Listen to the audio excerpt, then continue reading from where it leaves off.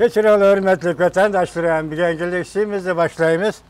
Bugün 2 gün oldu, yağmur toxtamay vatıdı. Bugün azı yani yağmur yığı vatıdı. Şundaqtım vaktini ötküzüp vatandaşların vaktini israf kılması için ben yana çıktım. Bugün leksiya mındak. Kim Jong-un tuyuksuz yüz öğredi. Prezident Trump'a bir zərbi oldu mavzuğula haber. 5. ayının 16. günü Venvi Torbiti ilan kılındı.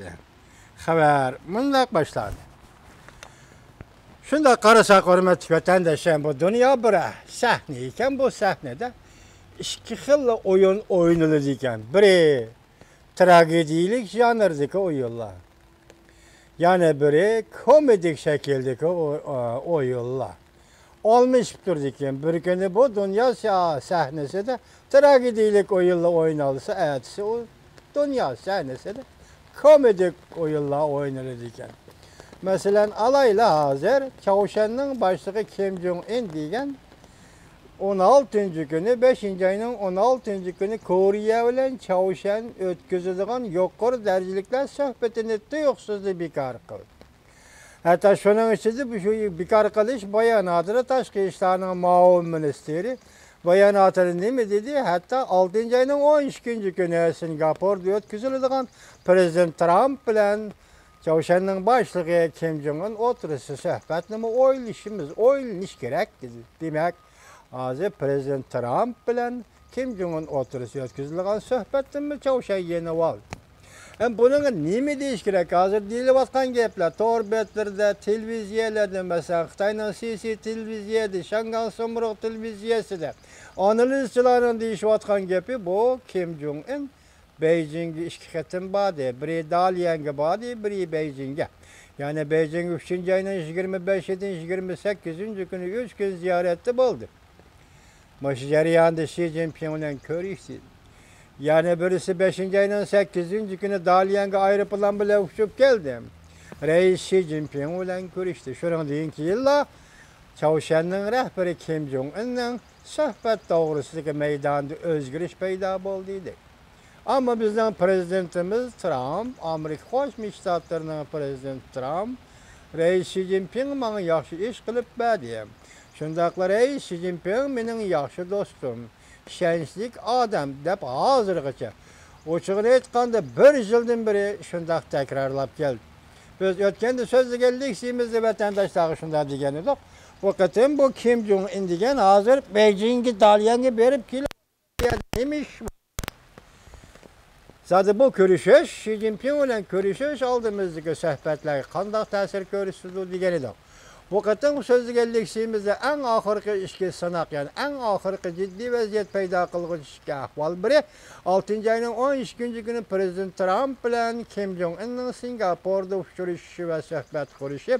Yani birisi 6. ayının 1. günü Tayvan'da Amerika Birleşik Ştatlarının iş başkuruş ornu adresiyet göydü. Yani öyden öy köçeden köçeğe köçüdü. Delmişinde vaxta Amerika Birleşik Ştatlarının deniz armiyası korağıllıqda can kılgıcı kısımları Tayvan'a kirişi mümkün. Yani bu işki kıl vaziyet degenidik.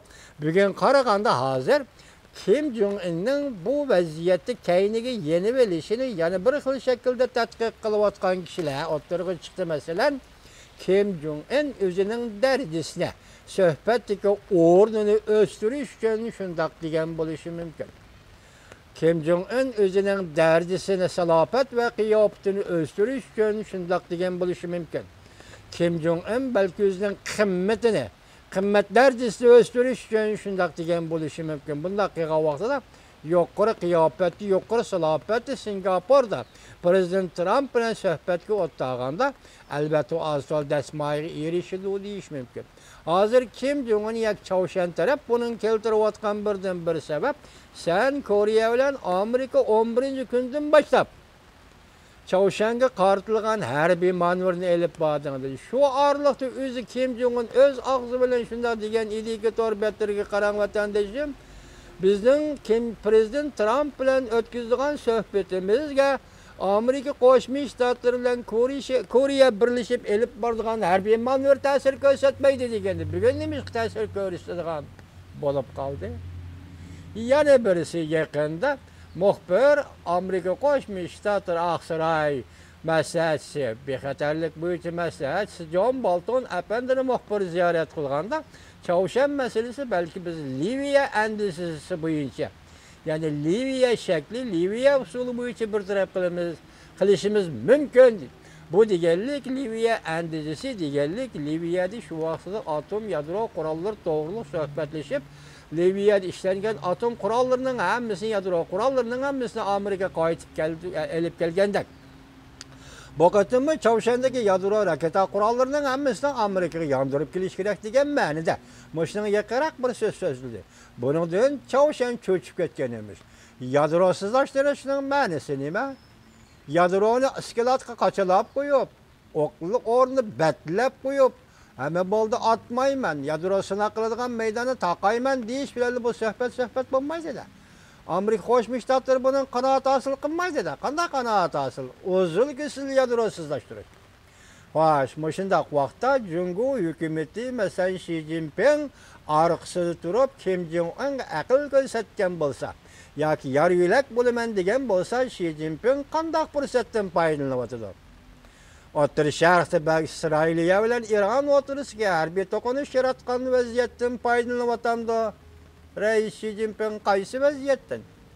Yoki Rais Shi Jinping 6-oyning 1-kuni Tayvanda yuz beradigan ishga hozirdan boshlab Chavshan orqali tahdid paydo qilyapti. Yoki Shi Jinping hozir Washingtonda boshlangan Jungo savdo suhbat vakillari umiga Liu He boshlab kelgan. Savdo suhbat vakillari umiga Amerika Qo'shma Shtatlar hozir Beijingda o'tkazayotgan va Washingtonda o'tkazayotgan savdo suhbatiga Rais Shi Jinping Chavshan orqali ta'sir ko'rsatmoqchimi? Ondaqda bu qaltis yo'nab ketgan ish bo'ladi. Bu qaltis yo'nab ketgan ish bo'ldi. Bu bizning qarashimizga.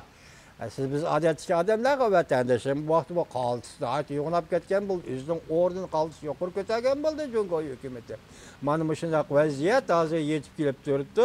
Hozir dal Amerika Jungo munosabati, Amerika Chavshan munosabati ve Şarkı Şimali Asiyanın vaziyeti dal müşündaq Miki yani yakınlap kelivatkan 6-ayının 12-ci günü Prezident Trump bilen Kim Jong-un söhbət quralamdı yox degan meseleге merkezleşip münazara devam kılıvat.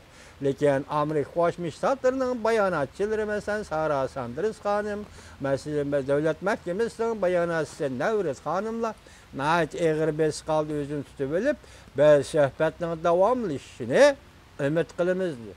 Söhbətlishni ümit qilamiz. Mushu mazmunda so'zlab kelyapti. Ammo manverni to'xtatimizligini yo'q. Manverning ko'limini kichiklatimizligini yo'q. Bu allaqachon belgilangan, shunga mush bu qilaveramiz deydi. Endi buning jarayoni kirpa qayli hurmatli vatandoshim. Xabar mundaq boshlandi. Dunyoviy komediya o'ynaydiganlarning birisi Kim Jong-un. Bugun komediya o'ynabdi Kim Jong-un. Dikkat Kim Jong-un efendi bu oyunun komedik oyunun akıbeti tragedik oyunga aylanıp ketmesin. 16. gün etdigende tehi yakında Benmin diyen Kore'nin prezidenti Moon Jae-in'e diyen gaplarga xiloflik qildik Chavshan. Moon Jae-in aldırab dinab o'rnidan turib Davlat bexatarlik komitetining yig'in zaliga yetib keldi. Chunki mushu vaqt nuqtasida Chavshan kishini cho'chitadigan bir xabar e'lon qilgan edi. Kishini cho'chitadigan bir xabar e'lon qilgan edi. Chavshan mundaqcha qildi. Aslida 16-kun o'tkaziladigan Koreya Chavshan yuqori darajaliklar suhbati to'xtashga majbur bo'ldi. Agar cho'ng davlatlar qatnashmaydigan bo'lsa, Chavshan Koreya suhbati azaldan beqindi mansub xarakterlik har qanday chog'da o'zgarib turadigan bir o'yin edi. Oxirgi jumla xabar yozuvchining kishini hayron qoldiradigan bir tarafi shuki, jakarlashda ajallik bir jumla qistirib etildi. Masalan, Amerika ham kun tartibga qo'yilgan Amerika Chavshan suhbatining taqdiri to'g'risida o'ylanish kerak. Sebep shuki, Koreya Amerika yaqinda Chavshanga qarata zo'r ko'lamlik harbiy manevr o'tkazib, ig'vogarchilik va qarshilashni ifodaladi. değildi. Bu hareket ben diyen hitapnaması o çok aşkarı xilaplık kılgallık. Yaxşı tarafga qarab taraqqiy qilayotgan Çavşen yerim arılı vaziyetiga xilaplık kılgallık. Maqsadlik harbiy ig'vogarchilik qilganlikdir. Bu Çavşen tarafning bayonoti. Faraz qilamanki bu xabarni deydi xabar yozuvchi Koreya prezidenti Moon Jae-in korvetidan irg'ib turib ketdilar emas. Hatta ishxonasida ish ustida prezident Trump hayron qoldi bu xabarda. Degan davlat ishlar kotibi Mike Pompeo'dan tortib prezident Trumpgacha to'liq ishonch bilan Amerika Çavşen suhbatida bosish hosil qilamiz deb turgan bir vaqtda müşakkagan bir cümle qistirib qo'yaylik. Mening oxiri chiqargan xulosam 21 yil bo'ldi Amerikada yashag'ali. Demokratik davlatda tuproqda tug'ilib, demokratik muhit, havo va demokratik ma'rif madaniyat tarbiyasi ostida yashagan har bir odam, mayli Amerikalik bo'lsin, mayli Germaniya, Angliyalik bo'lsin, tagi-tagdan aytganda sodda ko'ngil keladi hurmatli vatandoshim. Bu Asiyalıkların hilgarligiga bu Amerika'nın ko'ngil odamlari taqobil tura olmaydi. Xulosasi shu.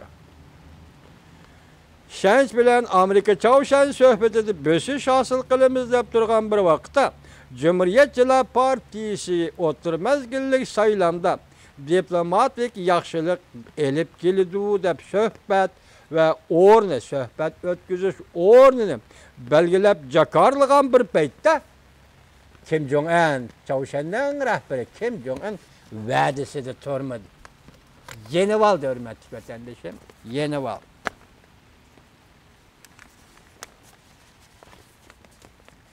Yana bir xabar. Jungo uzul kesil bo'shab ketdimi?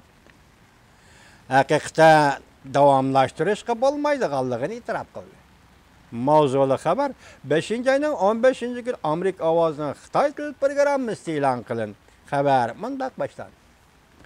Amerika Jungo savdo suhbat vakillari o'sha hafta Washingtonda 2-chi qatimliq yuqori darajaliklar suhbatni boshlaydi. Hozir o'tkazib o'tadi. Suhbat daha boshlanmay turib ikki taraf kelishim imzolashga urinib boqadiganligini bildirishdi.